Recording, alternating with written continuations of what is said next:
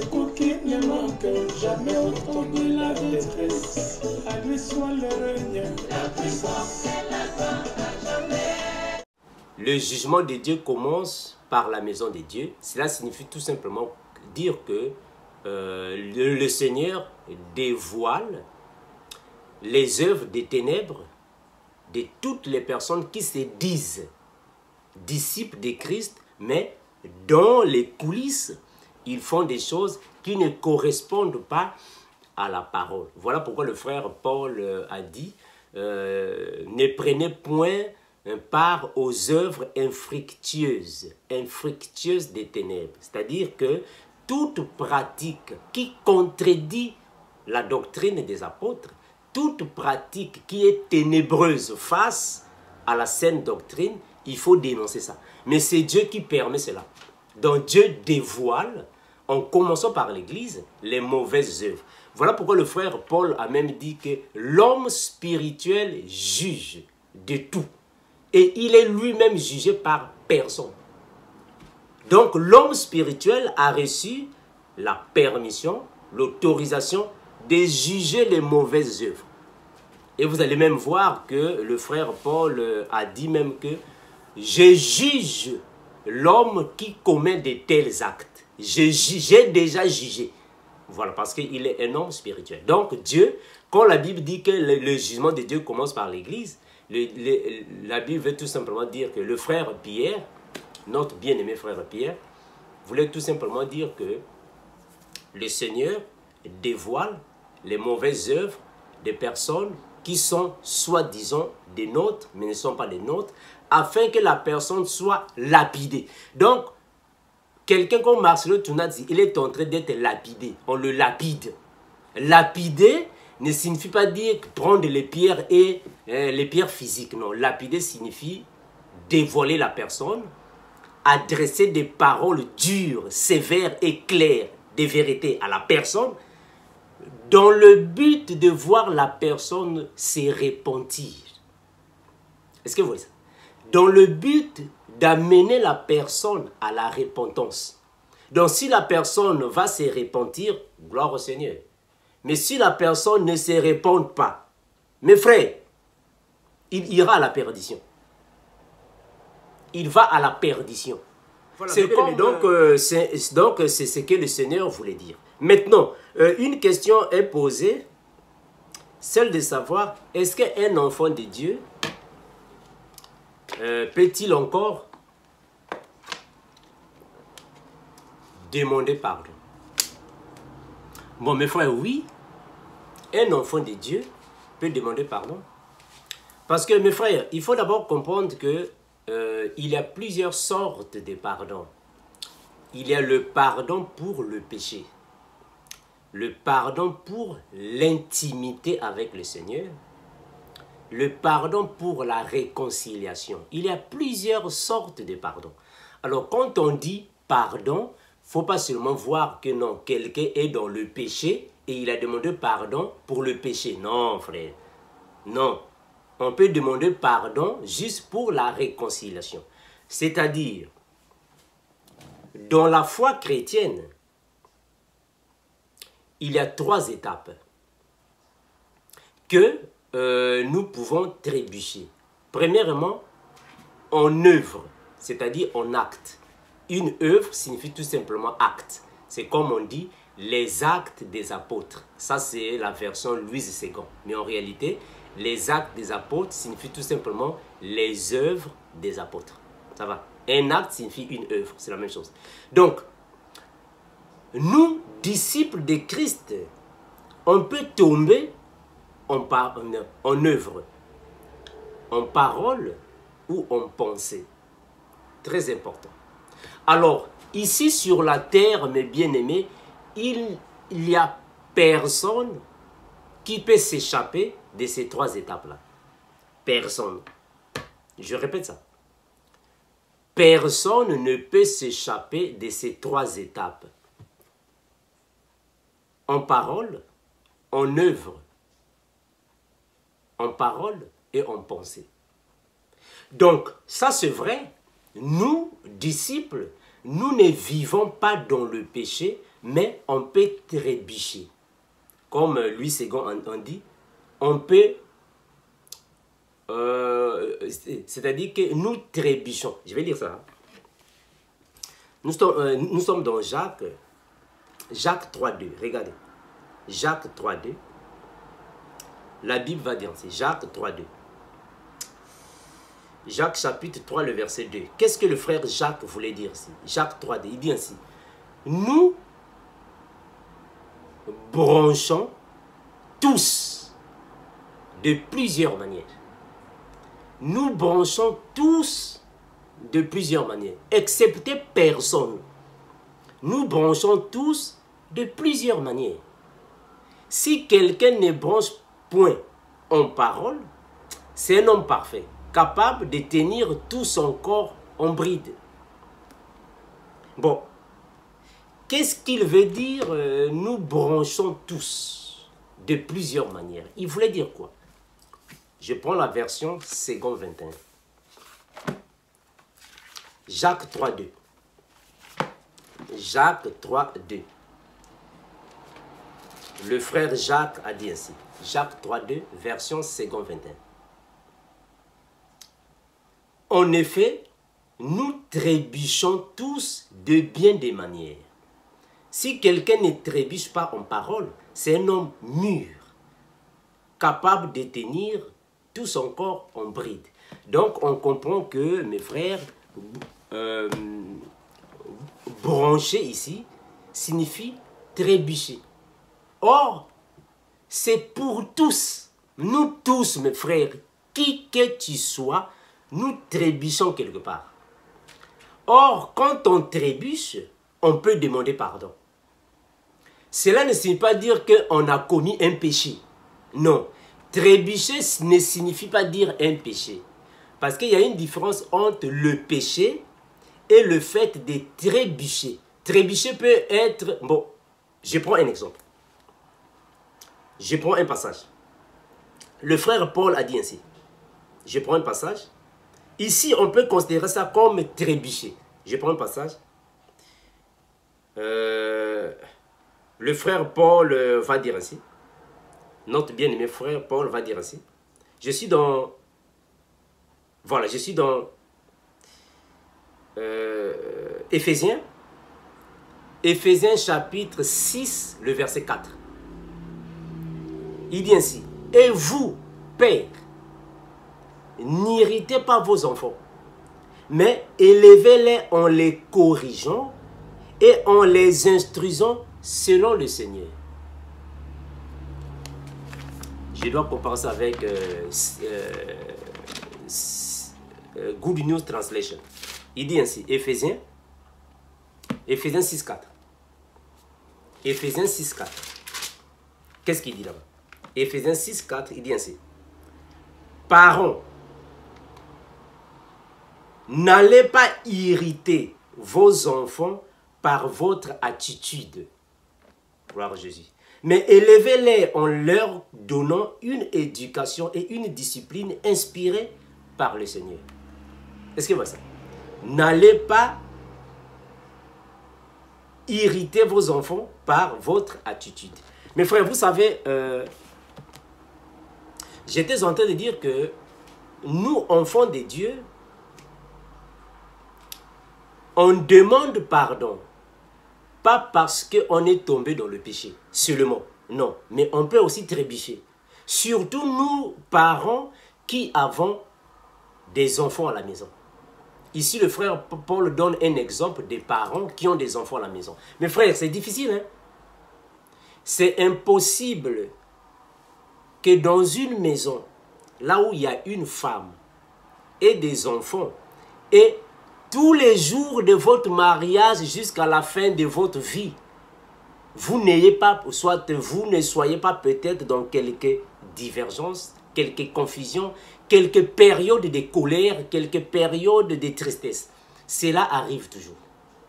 Vouloir ou pas. Et surtout avec les enfants que nous avons dans notre époque. Cela arrive toujours. On peut se fâcher contre les enfants. On peut s'énerver contre les enfants. On peut taper les enfants. On peut s'énerver contre eux. Mais que toutes choses soient selon le Seigneur. Mais mes frères, mais pas toutefois que ça sera selon le Seigneur. On peut aussi, on peut en fait s'éloigner un peu. On peut parfois être emporté par la colère. Nous sommes les humains. Mais tu trébuches. Voilà pourquoi on dit que trébucher ou brancher ne signifie pas dire que on doit seulement faire. Non. Nous sommes les humains. Personne n'est irréprochable ici sur la terre. Voilà pourquoi, quand un enfant de Dieu trébuche, il peut demander pardon au Seigneur. Mais le pardon là ne signifie pas dire que Seigneur, moi je vis dans l'impudicité, pardonne-moi. Non. Le pardon peut être dans le sens que, bon, j'ai mal parlé à mes enfants. J'ai prononcé quelques mots. Mes frères, même moi, votre frère Armand, moi, votre frère, vous croyez que depuis que j'ai commencé de vivre dans le mariage, jusqu'à aujourd'hui, il n'y a même pas un jour que j'ai dit quelques paroles qui ont blessé ma femme. Il n'y a même pas un jour que j'ai prononcé quelques paroles qui ont blessé mes enfants. Cela arrive. Cela arrive. Maintenant, qu'est-ce que je dois faire? Il faut chercher à demander pardon, à s'humilier. Mais quand tu demandes pardon à ta femme, ou la femme demande pardon à son homme, mais il faut aussi chercher de régler ça avec le Seigneur. Hein, mes frères? C'est ce que la Bible a dit, non? C'est ce que la Bible a dit. Donc, je ne peux jamais venir devant l'église alors que chez moi, il y a des problèmes. Non, il faut d'abord chercher de régler les problèmes que j'ai à la maison avant de venir devant l'église. C'est important. Mais est-ce qu'avec la famille, c'est du 1er au 30, on n'a jamais eu de problème? On n'a jamais eu de divergences, des confusions, non, frère. Nous sommes des humains. Et mes frères, voilà pourquoi le frère, l'autre l'a dit, le frère Jacques a dit, nous branchons, nous trébuchons. Nous sommes disciples de Jésus. On va au travail. Est-ce que là-bas au travail, depuis que tu as commencé de travailler, il n'y a même pas un jour que tu as eu quelques malentendus avec tes collègues de travail, avec ton chef? Même pas un jour. Ça arrive. Mais quand ça arrive, qu'est-ce que tu fais? Toi qui es enfant de Dieu. Tu demandes pardon, non? Mais est-ce que quand tu demandes pardon, cela signifie que tu as péché? Tu as combien péché? Non, c'est pas ça. Mais quand tu demandes pardon aux hommes, il faut aussi venir aussi demander pardon au Seigneur. Parce que c'est le Saint-Esprit maintenant qui va te pousser. Vas-y, vas-y, c'est le Saint-Esprit maintenant qui va te pousser. Hein, mes frères, nous partons dans le supermarché, au travail, même dans nos familles. Nous avons des frères, des petits frères, des grands frères. Est-ce qu'on n'a pas quelques divergences? Vous croyez que moi, Armand, je n'ai pas de frères? J'ai des grands. Je suis le dernier de la famille, mais j'ai des supérieurs. J'ai des grands frères. Vous croyez qu'avec tous mes grands frères là, depuis que nous sommes nés, jusqu'à aujourd'hui, on n'a jamais eu de problème? Il y a tous des problèmes, mes frères. Il y a tous des problèmes. Mais donc moi qui suis homme de Dieu, qu'est-ce que je fais? Je demande pardon.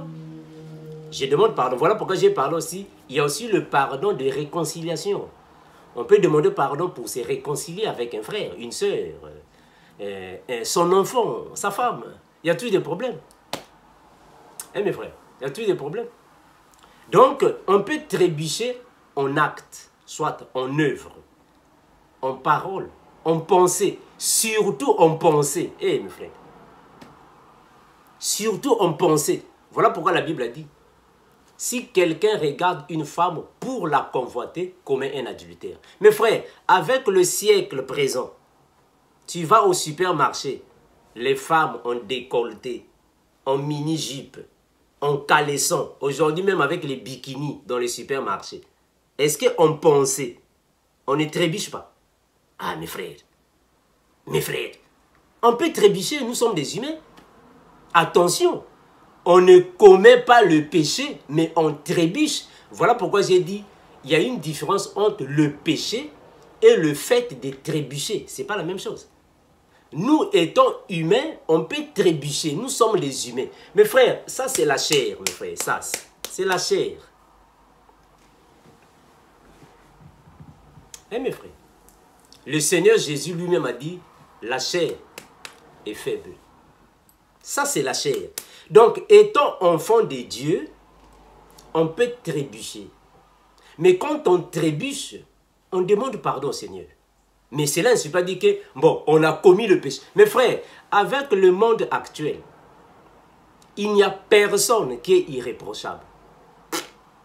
Ça n'existe pas. Je répète ça.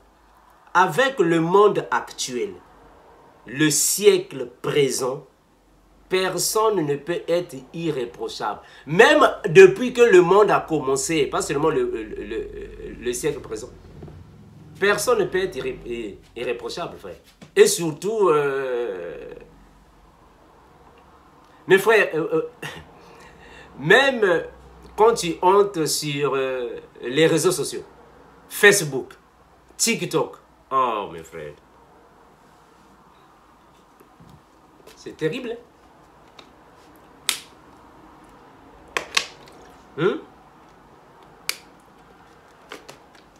Quand tu entres sur Facebook, TikTok, vous croyez qu'on pensait, on ne trébuche pas.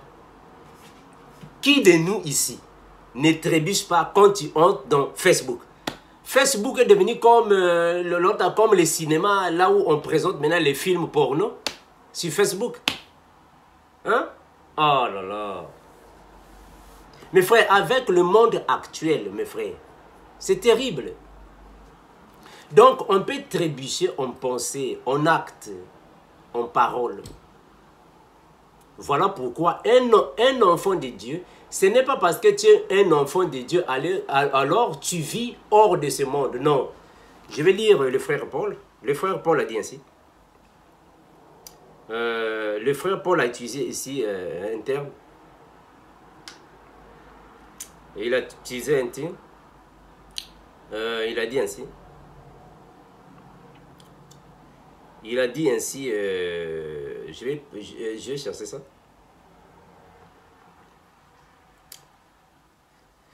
Le frère Paul a dit ainsi. Je vais chercher ça, mes frères.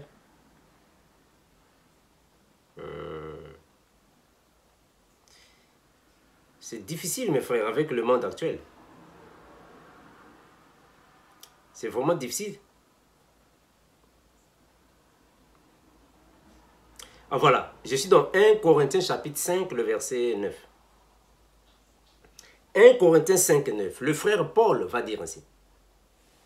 Je vous ai écrit dans ma lettre de ne pas avoir des relations avec les impudiques. Mais regardez maintenant le verset 10. Non, pas d'une manière absolue avec les impudiques de ce monde, ou avec les cupides ou les ravisseurs, ou avec les idolâtres. Autrement, il vous faudrait sortir du monde. Mais il a raison, frère. Donc c'est impossible. C'est impossible de voir un enfant de Dieu qui ne trébuche pas. Ça n'existe pas. Donc si c'est comme ça, il faut sortir hors du monde. C'est-à-dire il faut seulement mourir. Il voulait dire que c'est seulement après la mort. Parce que c'est impossible. C'est impossible. Eh mes frères, c'est difficile. Dans les compagnies là où nous partons, dans les supermarchés, dans les maisons où nous vivons, on est en compagnie avec les mondains. C'est compliqué. On est en compagnie avec les mondains. Donc c'est difficile. Donc ici, mes frères, un enfant de Dieu, nous croyons qu'un enfant de Dieu peut demander pardon au Seigneur juste pour son intimité, sa marche dans la foi, afin que le Saint-Esprit ne soit pas agité. Parce que, mes frères, vous savez, il y a des choses que nous faisons, le Saint-Esprit est agité.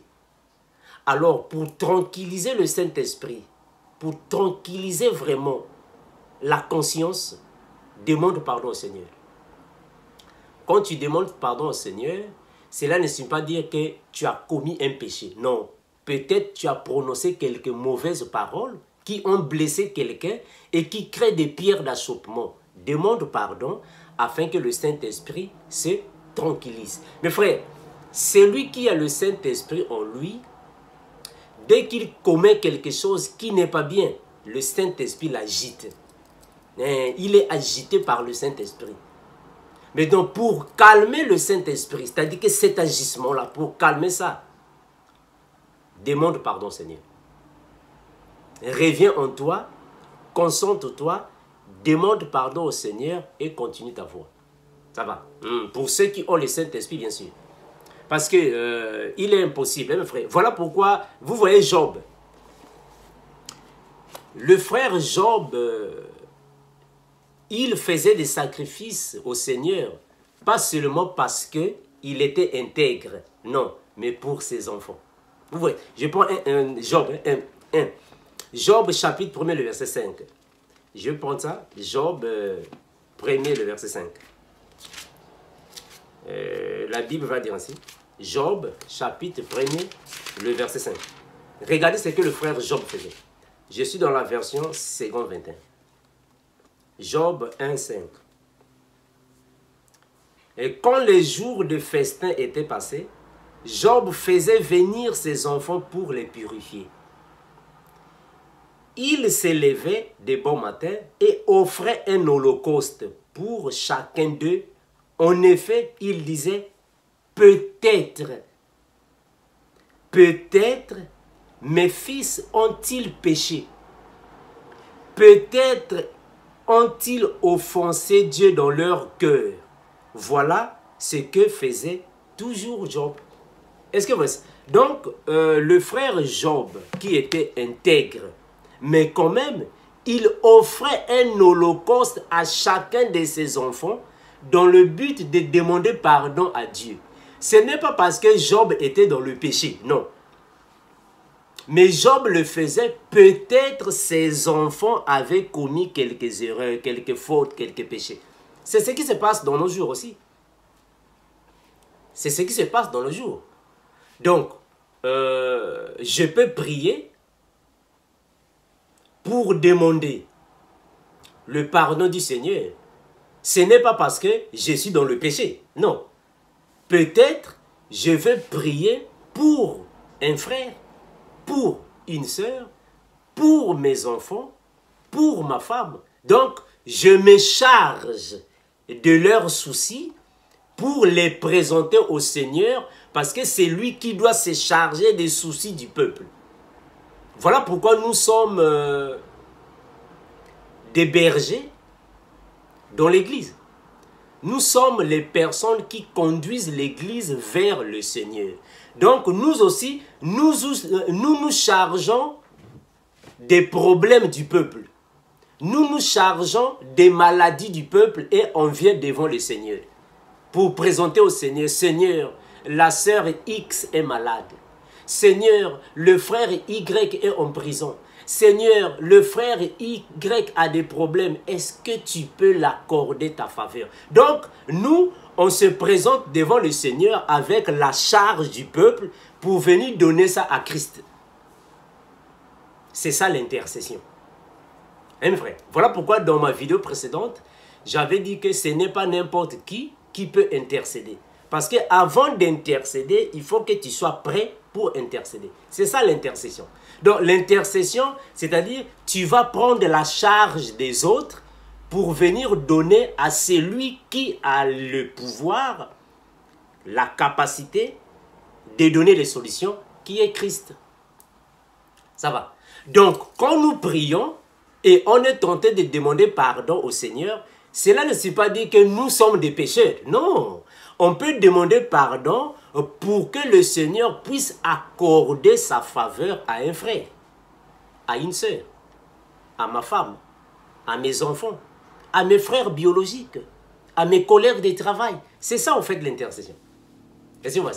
Donc nous disons que un enfant de Dieu peut demander pardon au Seigneur quand l'enfant de Dieu voit que ici j'ai trébuché. Qu'est-ce que je fais? Je demande pardon. Ça va. Donc, on ne demande pas pardon parce que, Seigneur, moi hier, j'étais dans la masturbation, dans la sorcellerie. J'étais parti dans une boîte de nuit. Alors, je demande pardon, pardonne-moi. Non, mes frères, ce n'est pas seulement ça. Non. En étant enfant de Dieu, on marche dans la sanctification. on est rempli du Saint-Esprit, on porte alors le Saint-Esprit en nous, donné par le Seigneur, on marche selon l'Esprit, mais on peut trébucher. On peut trébucher devant les personnes de la terre. On peut trébucher en parole, en pensée. On peut trébucher. Donc, on demande pardon, pas seulement pour le péché, mais on peut demander pardon pour la réconciliation, pour l'humilité. Voilà pourquoi le frère Pierre a dit, humiliez-vous devant la main de Dieu. Humiliez-vous. Donc, c'est juste une façon de nous humilier devant le Seigneur, parce qu'on peut aussi porter aussi la charge du peuple. Mes frères, on porte la charge du peuple. Nous portons la charge du peuple, mes frères. Ça, c'est important. Hein? Parce qu'il y a des moments, la nuit, nous autres là, la nuit, pendant que les autres sont tentés de dormir, mais on se réveille parfois pour prier. Hein? On veut porter la charge du peuple. Parfois, la nuit, le Seigneur te parle. Le Seigneur, tu dors la nuit, le Seigneur te parle la nuit, tu vois un frère, une sœur. Tu vois quelqu'un, le Seigneur te parle, tu te réveilles la nuit. Il faut prier pour lui. Il faut prier pour elle. Beaucoup de fois, je viens ici, je vous donne des prophéties, non? Vous ne voyez pas ça? Je viens ici beaucoup de fois, je vous donne des prophéties. Le Seigneur m'a dit ceci, m'a dit cela. Mais il y a des prophéties que nous ne donnons pas. Mais on prie en coulisses. Mais quoi? On porte la charge du peuple. On porte la charge du peuple. Hein, mes frères? Donc, on peut venir ici, on demande pardon au Seigneur. On prie au Seigneur. Ce n'est pas parce que je suis dans le péché. Non. Je porte la charge du peuple. On peut porter la charge du peuple. On se met à la place du peuple. C'est comme Saoul, non? Quand Saoul tombe, et le prophète Samuel était au courant que Saoul est tombé, qu'est-ce que Samuel a fait? Il a porté la charge de Saoul. Il dit, Seigneur, c'est toi qui l'as choisi. Seigneur. Donc, il prie pour Saoul. Hein, mes frères? Donc, si un enfant de Dieu demande pardon à Dieu, ce n'est pas parce qu'il est tombé dans le péché. Non, frère. Il ne faut pas comprendre les Écritures comme les aînés dans la foi. Hein? Donc, nous disons que oui. Notre réponse est oui. Un enfant de Dieu peut demander pardon au Seigneur dans le but de garder toujours sa marche propre sans qu'il y ait alors des obstacles dans sa marche. Et mes frères, comme plusieurs parmi vous m'ont déjà posé des questions, frère Armando, moi aussi je vais vivre dans la sanctification. Comment est-ce que je peux faire? Comment est-ce que toi tu fais pour vivre dans la sanctification? Vous croyez que moi, dans ma sanctification, il n'y a pas de problème? Mes frères, je suis un père de famille. Je suis père de famille, il y a toujours des problèmes. Vous croyez que moi et ma famille, nous tous, nous comprenons les Écritures, la parole de Dieu de la même manière? Non. Hein, mes frères, il y a toujours des problèmes qui ne manquent pas. Regardez ce que le frère Paul va dire. Je prends... je prends Tite. Tite 1. Tite chapitre 1er. Regardez ce que le frère Paul dit ici. Tite chapitre 1er. Tite. Je prends le chapitre 1er. Je vais lire. Je prends le chapitre 1er, le verset 5 à 9. 5, je descends. Tite 1, commençons à partir du verset 5.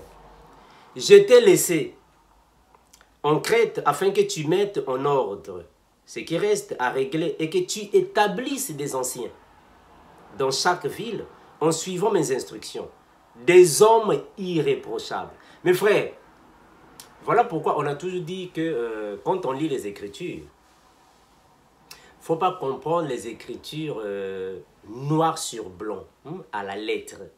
Sinon, vous n'allez pas vous en sortir, noir sur blanc, non. Parce qu'en réalité, mes frères, ici sur la terre, il n'existe pas des hommes irréprochables. Ça n'existe pas. Ça va. Mais ici, c'est irréprochable par rapport à la grâce de Dieu. par rapport à la miséricorde. C'est comme la Bible dit, soyez parfaits comme votre Père est parfait. Vous croyez que nous pouvons être parfaits? Non. Mais par rapport à la grâce de Dieu, à la miséricorde de Jésus-Christ, nous sommes parfaits. Mais en réalité, on a des problèmes, mes frères. Mes frères, aujourd'hui, si vous prenez ma femme, demandez à ma femme quelles sont mes erreurs, elle dira non, Armand, ici, il a dit. Je suis humain. Mais par rapport à l'évangile, par rapport à la grâce, la miséricorde de Dieu, nous nous efforçons de couvrir nos erreurs. Nous sommes des humains. Donc, les personnes irréprochables n'existent pas. Voilà pourquoi j'étais en train de dire, on peut trébucher en œuvre, en parole, en pensée, parce que nous sommes des humains. Mais, étant enfants de Dieu, nous nous efforçons de nous tenir propres devant Dieu et devant les humains. Ça va. Je continue. Des hommes irréprochables, fidèles à leurs femmes, dont les enfants soient croyants et ne soient pas accusés de débauche ou d'insoumission. Mes frères, vous croyez qu'ici sur la terre, vous pouvez croiser un homme de Dieu, tous ses enfants sont réellement soumis. Ah, mes frères, c'est pas facile, hein? Même Moïse n'a pas eu des enfants comme lui, hein? En effet, en étant intendant de Dieu, il faut que le responsable soit irréprochable. Il ne doit pas être arrogant, colérique, buveur, violent. Continuez la lecture, mes frères. Donc, mes frères, j'ai voulu seulement dire que ici sur la terre, ça n'existe pas. Des personnes réellement comme noir sur blanc, irréprochables. Ça n'existe pas. Donc, si nous demandons pardon au Seigneur, ce n'est pas parce que nous vivons dans le péché. Parce qu'il y a une différence entre vivre dans le péché et commettre un péché. On a toujours dit ça, ce n'est pas la même chose, ça va.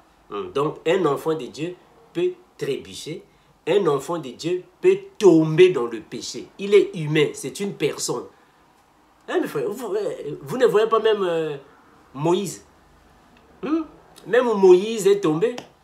Mais Moïse avait en lui le don de la puissance de Dieu, des miracles terribles. Mais Moïse est tombé, c'est un humain.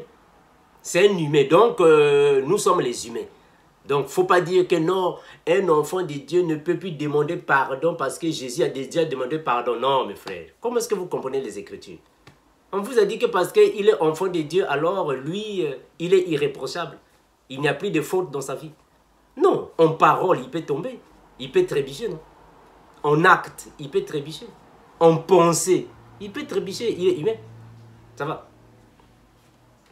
Bon, mes frères, je vais prendre aussi d'autres questions. Je vais prendre les questions des frères. Je vais répondre rapidement, mes bien-aimés. Je prends les questions du frère Claude. Le frère Claude va dire ainsi.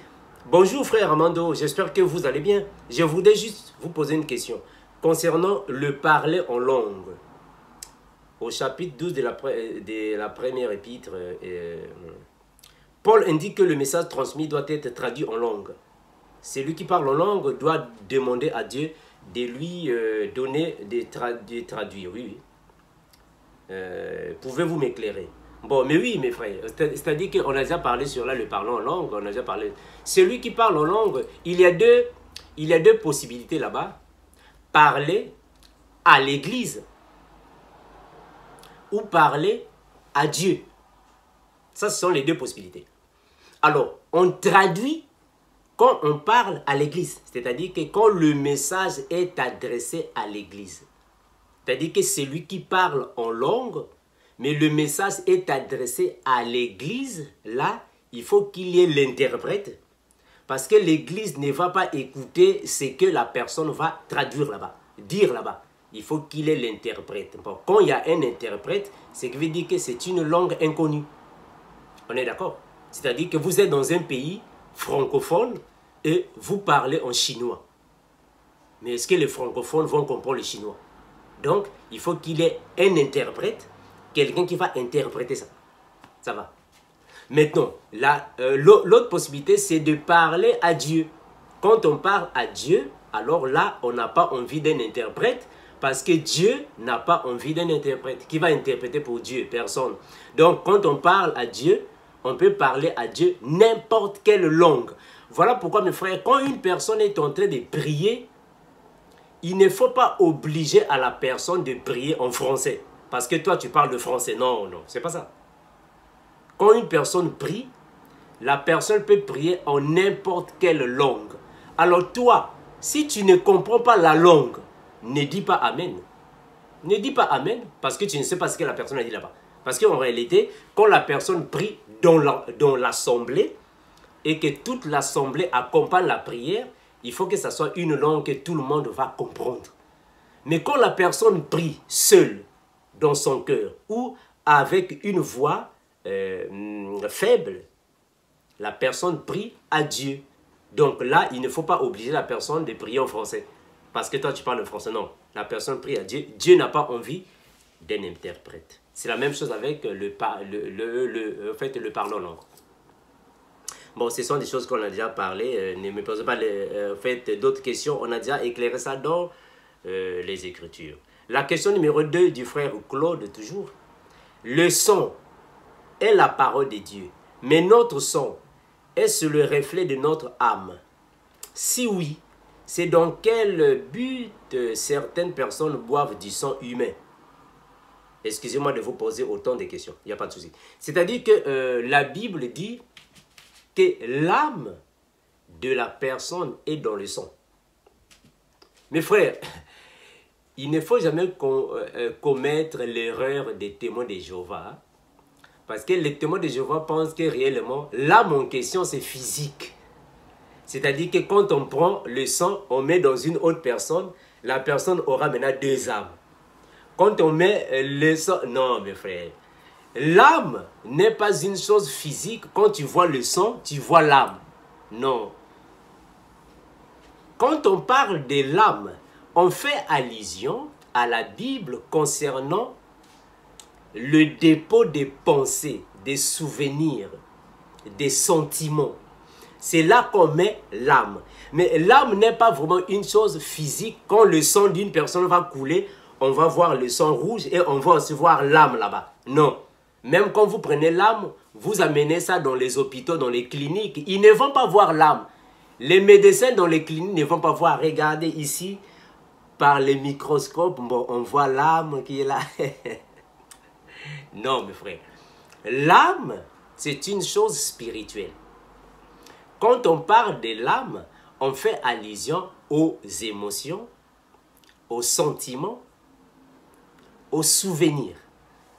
Donc, quand une personne reçoit l'âme, c'est-à-dire que, quand une personne reçoit le sang d'une autre personne, cela ne signifie pas dire que la personne aura maintenant 2 âmes. Il reçoit encore le sang d'une autre personne, il aura 3 âmes. Non, frère, non. Une personne pour une âme. Donc, on peut prendre mon sang à moi, on met dans une autre personne. Cela ne signifie pas dire que mon âme ira dans la personne. Non, non, l'âme est spirituelle. Regardez dans la Bible. Le Seigneur a pris l'esprit de Moïse, il a multiplié. Il n'y a que le Seigneur qui peut faire ça. Une personne ne peut pas le faire. C'est-à-dire prendre l'âme d'une personne et commencer à multiplier l'âme. Non. Il ne faut pas confondre avec la doublure qui est alors dans le monde des ténèbres. Il ne faut pas confondre avec la sorcellerie, les pratiques ténébreuses que la personne qui sort, qui va... Non, là ce sont des pratiques qui font appel à la doublure de la personne. C'est différent avec l'âme. C'est différent, ça c'est autre chose. Boire le sang humain, bon ça ce sont des pratiques sataniques, démoniaques. Ça ce sont les pratiques démoniaques. C'est dans quel but les personnes boivent du sang humain? Mes frères, c'est-à-dire que dans le monde des ténèbres, dans la spiritualité ou le spiritualisme, si vous voulez, il y a possibilité de voler l'étoile d'une personne. C'est-à-dire qu'il y a possibilité dans leur science de ravir, comme on dit dans le monde, les chances. Bon, pour nous, les enfants de Dieu, le mot chance là vraiment n'existe pas, mais je parle à la manière des hommes. En parlant à la manière des hommes, on peut ravir les chances d'une autre personne pour venir à une autre personne. C'est-à-dire qu'on peut transférer ce que la personne a pour venir à une autre personne. On peut les transférer. Ah, ça vraiment, il faut croire à ça. C'est-à-dire, ça, bon, croire dans le sens d'accepter que cela est possible. Là, vraiment, il faut voir que cela est possible, mes frères. C'est possible. C'est possible. Bon, on n'a pas tous les mêmes expériences. Je ne vais pas entrer en profondeur, mais sinon, dans les pratiques ténébreuses, il y a possibilité de prendre les bénédictions d'une personne et de transférer ça à une personne. Vraiment, ça, vraiment, c'est de la nourriture solide, mais je vous confirme que c'est possible. C'est possible. Donc, ils boivent du sang parce que c'est par le moyen du sang qu'on peut facilement entrer dans la vie des autres personnes et prendre tout ce que les personnes ont afin que les personnes soient seulement des perdants. C'est possible. Mais frère, vous savez, il y a quelques expériences parfois que nous ne partageons pas ici. Il y a des expériences que nous ne partageons pas ici, que parfois je n'aime pas partager ici parce que chacun de nous peut avoir des expériences spirituelles différentes. Dans le monde des ténèbres, il y a la possibilité de prendre la sémence d'une femme et de transférer ça à une autre femme qui était stérile. Et la femme ici reste sans enfant. C'est possible. Maintenant, c'est seulement avec le Seigneur Jésus-Christ qu'on peut récupérer ça. Je salue ici ma nièce Nadia. Que le Seigneur soit béni et consolidé.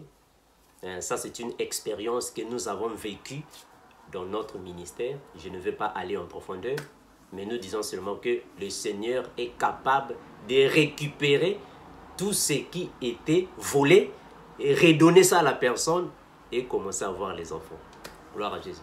Je m'arrête par là, je ne vais pas aller en profondeur parce que ça, ce sont parfois des expériences que nous partageons, que parfois, vous allez nous appeler frère Armando, on n'a pas vu ça dans la Bible, mais est-ce que nous tous, nous sommes pareils? Nous ne sommes pas pareils, mes frères. Bon, mais bien aimé, je vais en fait avancer. Je crois que le frère Claude a réussi ma petite réponse. Je vais prendre une autre question. Voilà, une autre question est ici. Bon, mais bien aimé, vraiment ça c'est une question. Je dois pouvoir faire ça pour bien écouter. Mon docteur, c'est Élise, la sœur de la Martinique. J'espère que ça va, toute la famille. Je voudrais te poser une question à propos des Juifs. Que signifie Juif? Est-ce que ce sont ceux qui sont en Jérusalem, en Israël, qui sont les Juifs? Merci pour ta réponse. Que Dieu te bénisse encore et que Dieu te garde. À bientôt. J'attends ta réponse. Merci. Comprenons qu'il y a certaines questions qui sont par audio. Donc, je serai obligé de les lire afin de les saisir. Parce que je ne peux pas commencer à couper. Écoute la question. Je reviens. Ça donne beaucoup de travail. Donc, vraiment, vous allez me comprendre comme ça, mes frères. Mais bien aimé, j'espère que j'avais déjà fait une vidéo dans laquelle je parlais sur les Juifs. Donc, comme nous disons que ce n'est pas vraiment un enseignement, il faut vraiment s'asseoir pour répondre à ces questions. Parce que mes frères, il faut savoir qu'il y a certaines questions qui méritent vraiment un enseignement.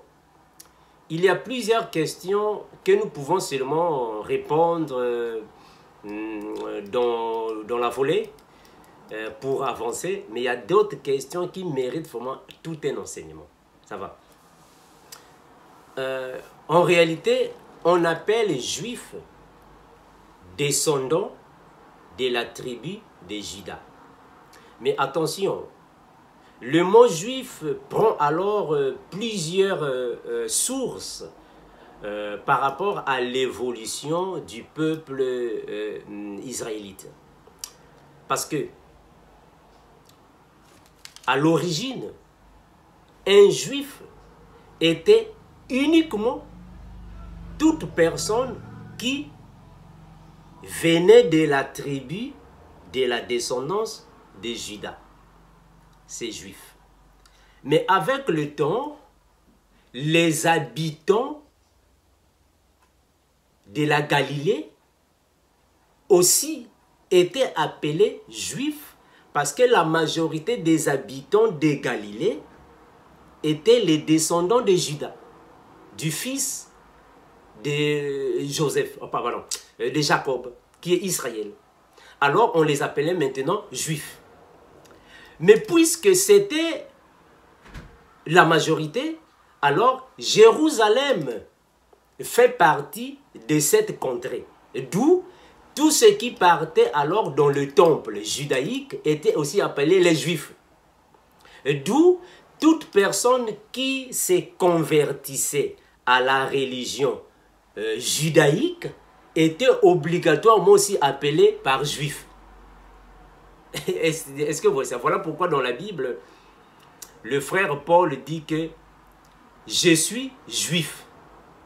Oh, mais est-ce que Paul était de la tribu de Juda? Non.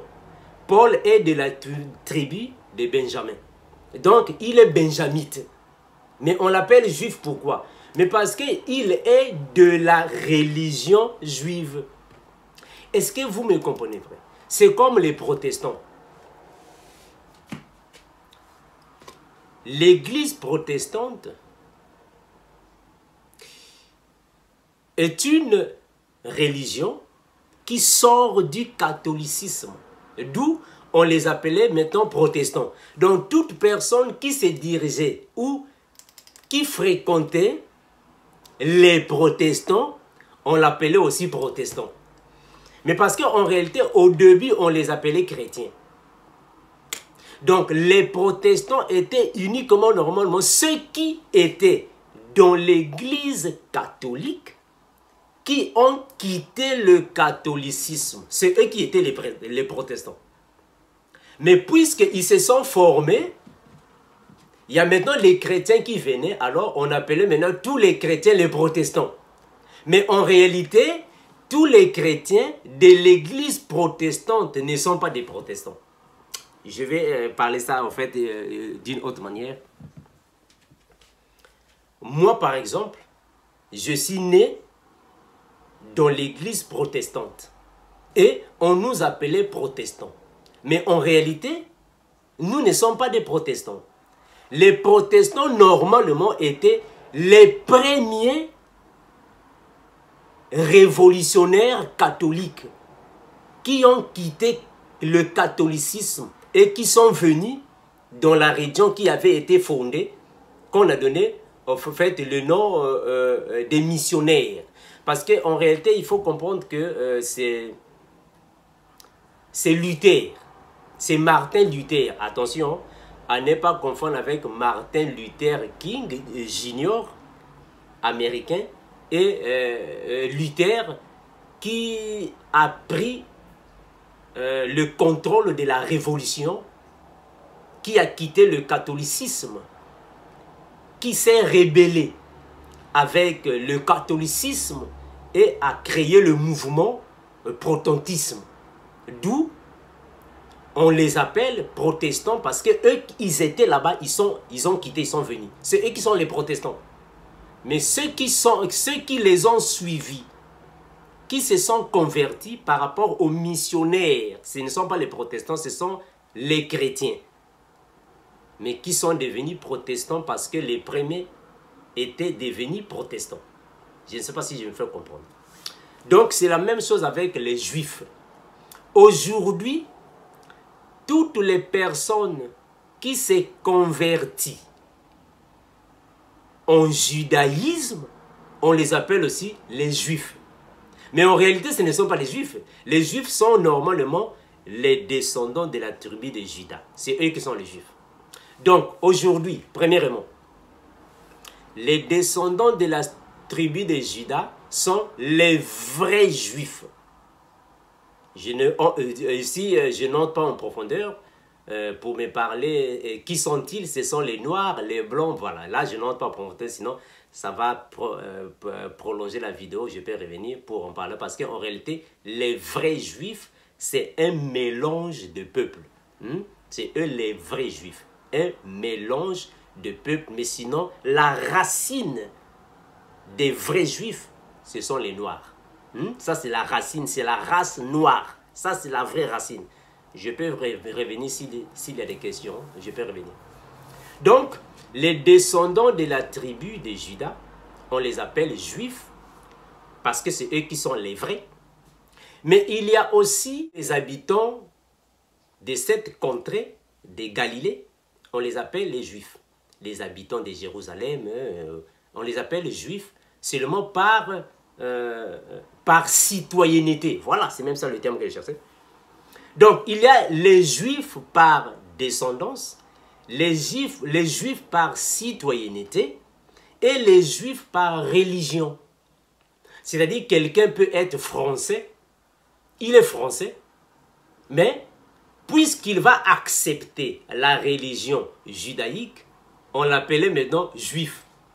Parce qu'il mettait maintenant, il s'habillait en juif, on l'appelle maintenant juif. Est-ce que vous voyez ça? Donc ça, ce sont les juifs. Donc c'est toute une progression, une prolongation. Alors il y a eu changement là-bas. Les autres sont devenus les juifs par naissance, comme le frère Paul. Juif par naissance, parce que ses parents étaient déjà dans le judaïsme. Voilà pourquoi je parlais du protestantisme. Donc, ceux qui se sont convertis au protestantisme, on les appelle maintenant les protestants. Mais en réalité, ce ne sont pas des protestants. Parce que les vrais protestants venaient du catholicisme. C'est la même chose avec ceux qui se sont convertis dans la religion judaïque. On les appelle maintenant les juifs. Mais normalement, ce ne sont pas les juifs. Les vrais juifs, ce sont les descendants de la tribu de Juda, qui était alors l'enfant de Jacob. Mes frères, c'est une longue histoire. Hein? Ce n'est pas le moment vraiment d'en parler. C'est juste question-réponse. Je survole.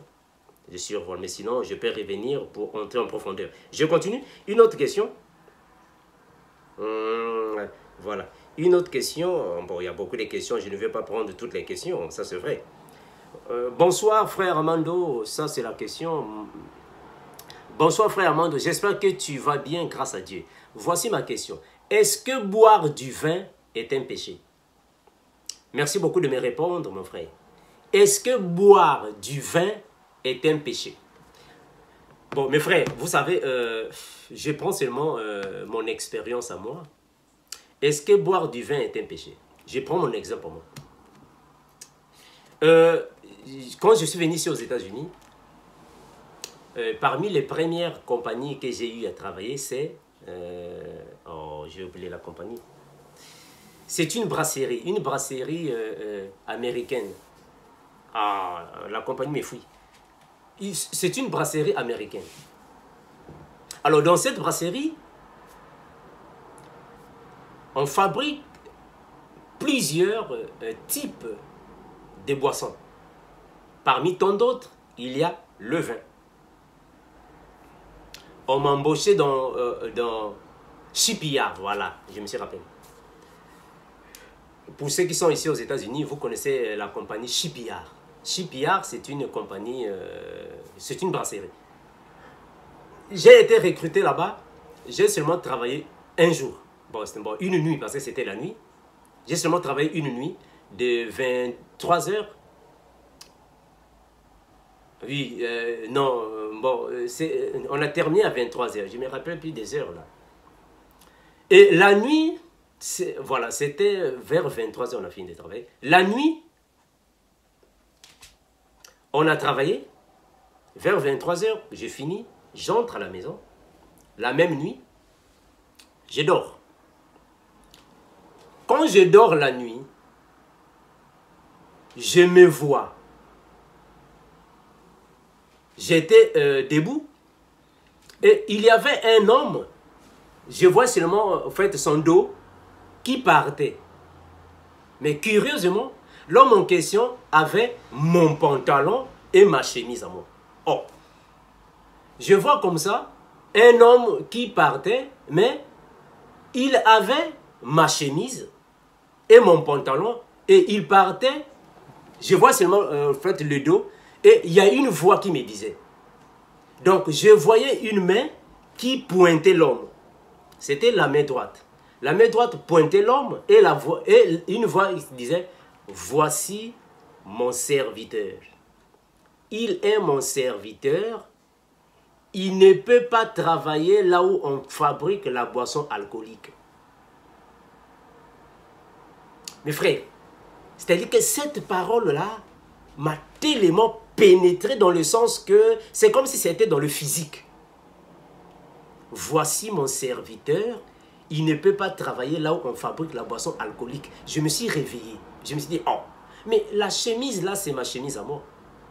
Le pantalon, c'est mon pantalon. La démarche, mais je vois le dos, je ne vois pas le visage. Automatiquement, le Seigneur m'a fait, c'est-à-dire que le Seigneur m'a convaincu. Le Seigneur m'a convaincu. Le Seigneur m'a fait connaître qu'il s'agissait de moi-même. Donc là où j'étais en train de travailler, en réalité, un serviteur de Dieu ne pouvait pas travailler là-bas. Mais on travaillait avec le vin, les boissons alcooliques, champagne, whisky, beaucoup de choses. La même nuit, je me suis réveillé. J'ai prié. Mes frères, vous voyez là où j'étais en train de dire qu'un enfant de Dieu peut demander pardon.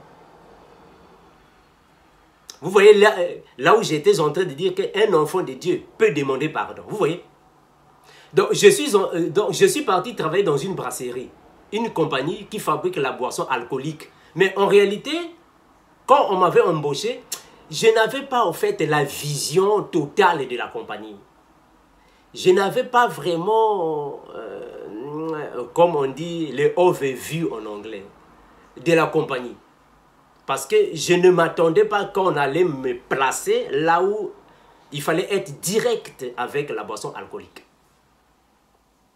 Et moi, je me disais, oh, bon, je suis serviteur de Dieu, je ne veux pas boire la boisson. Je veux seulement travailler avec la boisson. Je ne veux pas boire. Est-ce que c'est un péché? Je me posais ces questions. Mais le Seigneur m'a fait comprendre en réalité que je ne pouvais pas être là-bas. Qu'est-ce que j'ai fait? La nuit, je me suis réveillé.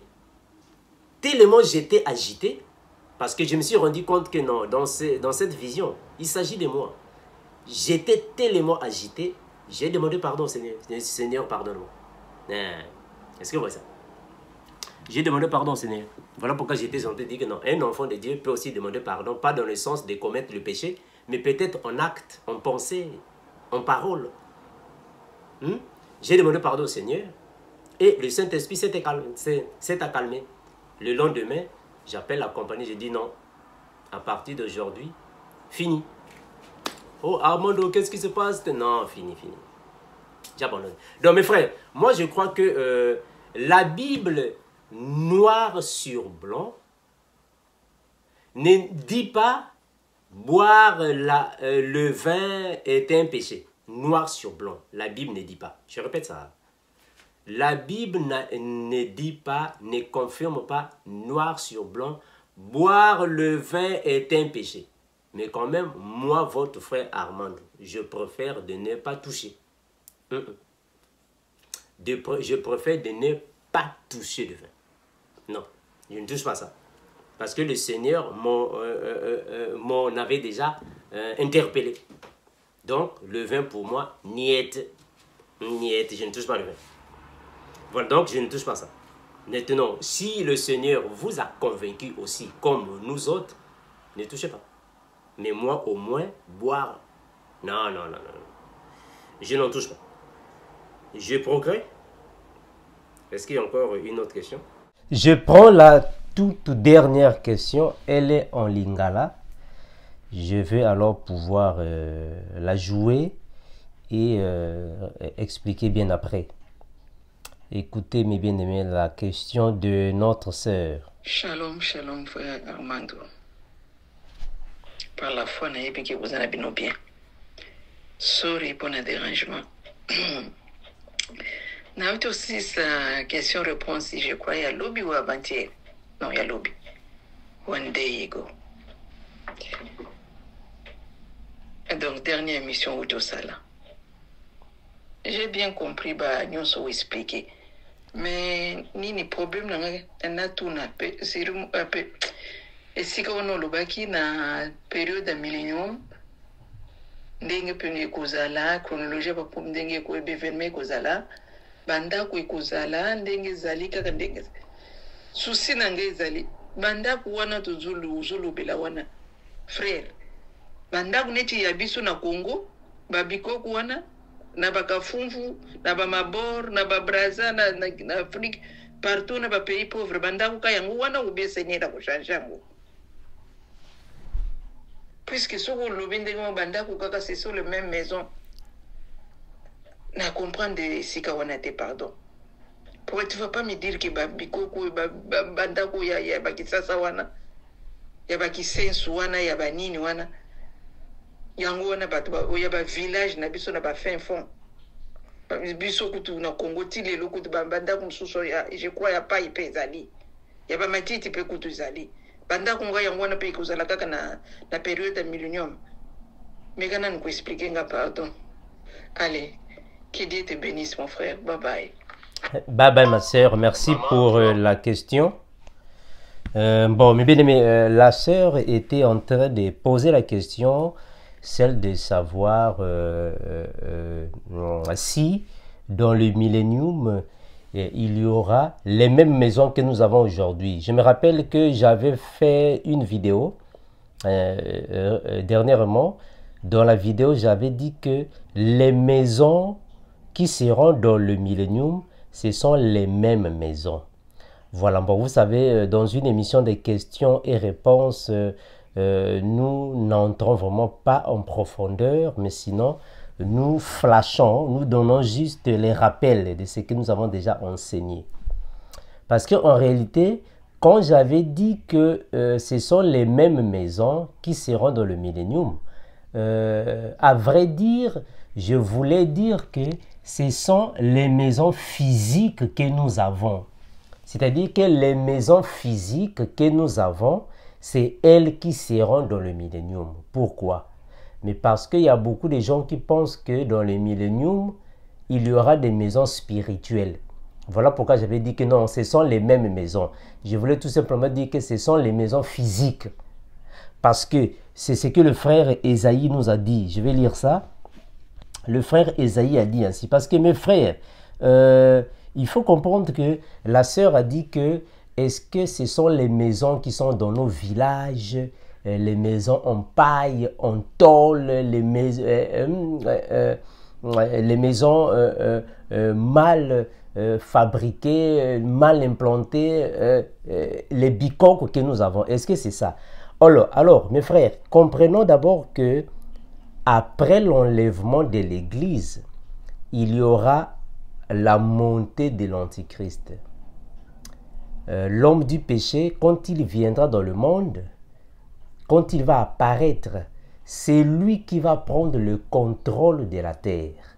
Donc, tous les pays du monde, comme on l'avait déjà dit, auront un seul président. C'est lui qui va gouverner dans tous les pays du monde. Donc, il sera le roi de la terre.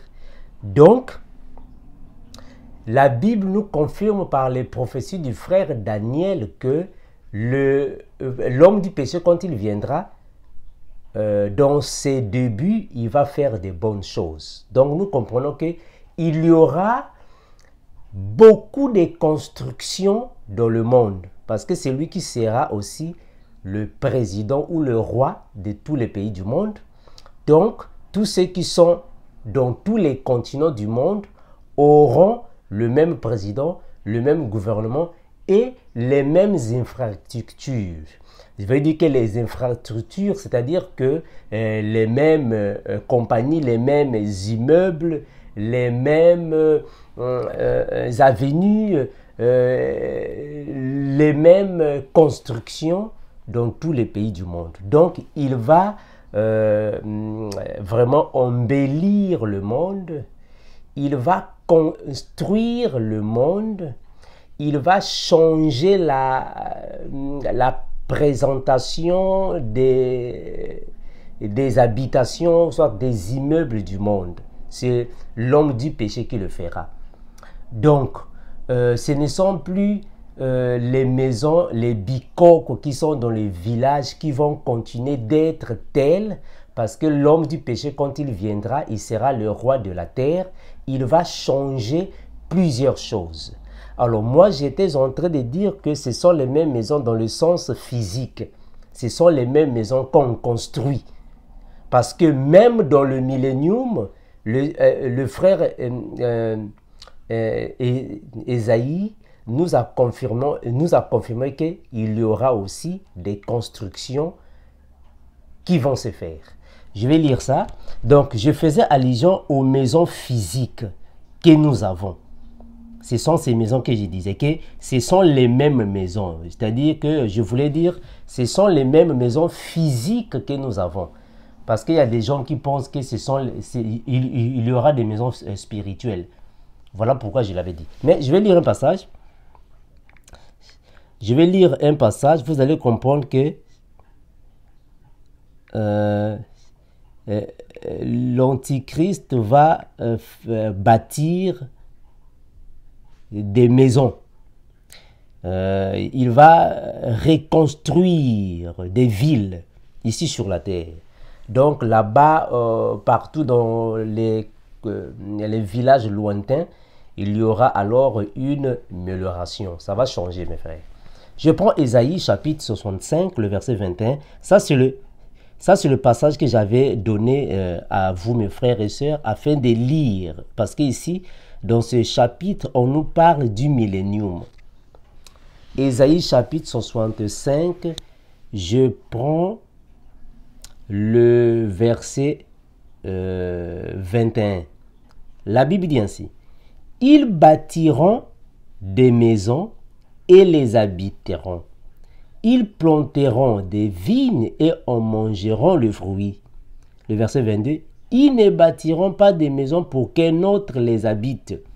Ils ne planteront pas des vignes pour qu'un autre mange des fruits, car les jours de mon peuple seront comme les jours des arbres, et mes élus jouiront de l'œuvre de leurs mains. Bon, j'avais lu cette partie ici pour, au fait, donner à vous, mes bien-aimés, que dans le millénium, il y aura les maisons physiques. Mais sauf qu'il y aura un changement parce que l'homme du péché va alors changer beaucoup de choses. Lui, quand il viendra, vraiment, il va changer beaucoup de choses. Il y aura des villes qu'il va changer. Donc, il y aura des maisons physiques dans le millénium. Voilà pourquoi j'avais dit dernièrement que ce sont les mêmes maisons. C'est dans le sens de dire que ce sont les maisons physiques. Ce ne sont pas les maisons spirituelles, mais les maisons physiques.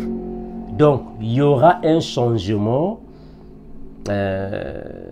dans plusieurs pays. Il y aura des constructions modernes dans plusieurs villes. Il y aura alors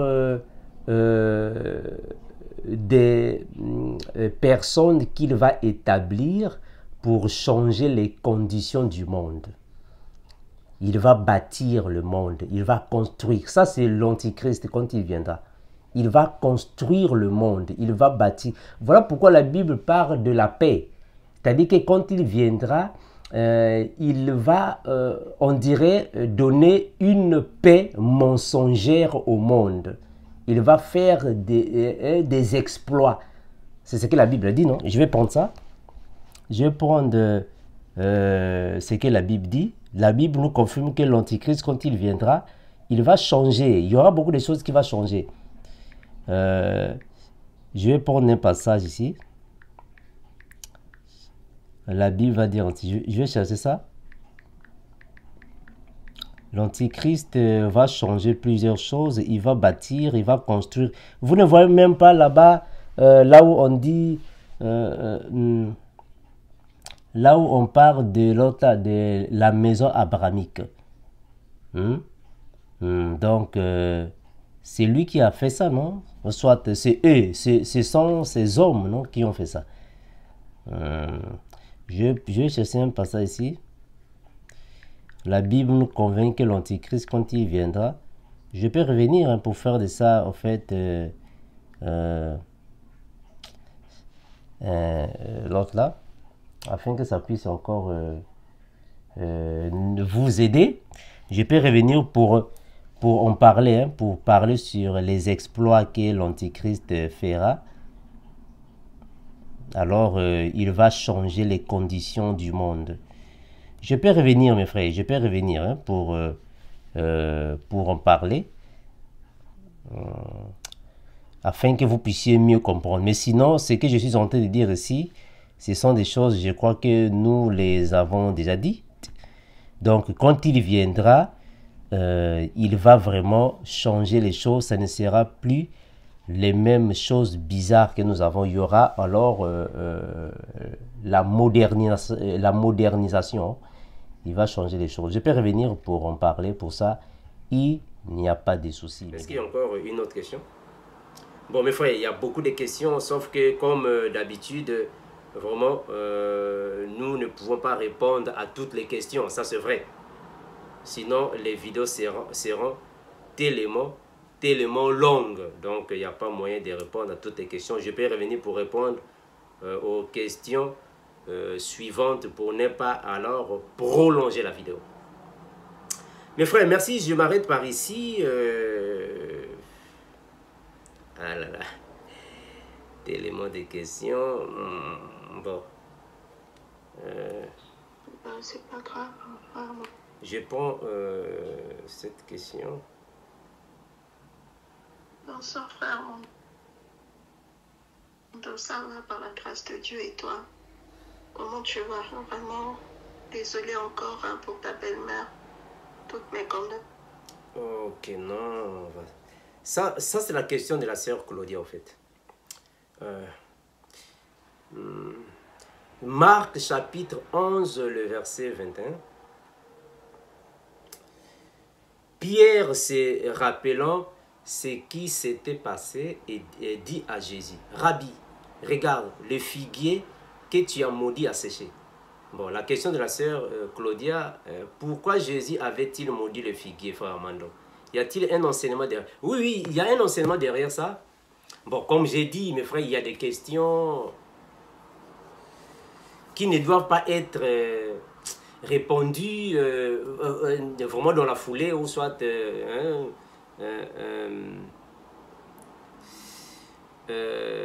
dans cette série, on doit plutôt enseigner.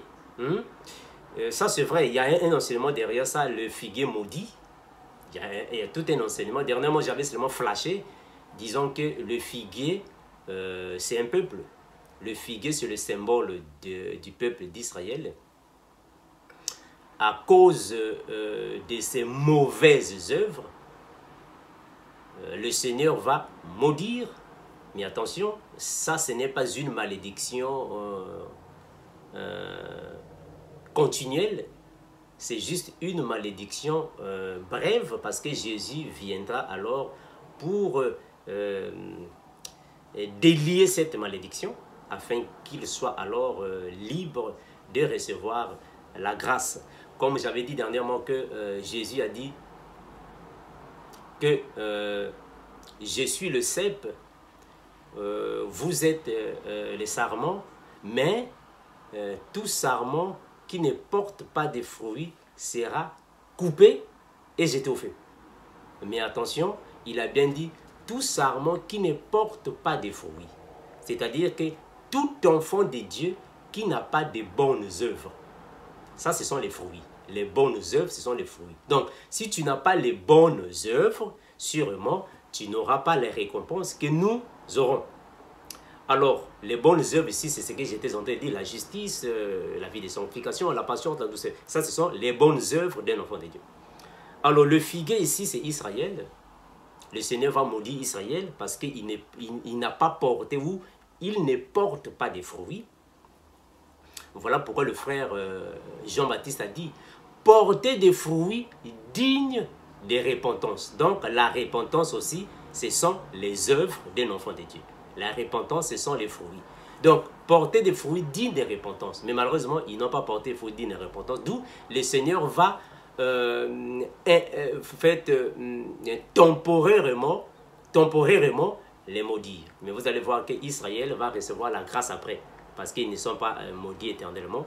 Ils vont recevoir la grâce afin d'être sauvés. Bon, ça, mes frères, c'est tout un enseignement. Ici, je suis seulement en train de survoler. Hein. C'est tout un enseignement.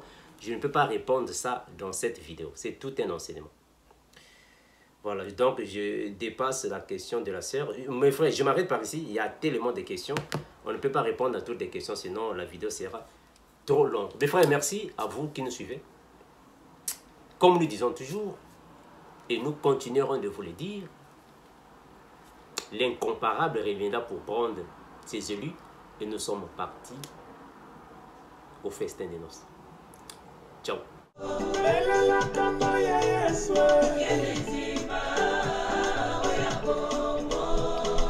L'amour de Christ n'a pas de fin pour les saluts. Et ses coups qui ne manquent jamais autour de la détresse. À lui soit le règne, la puissance et la gloire.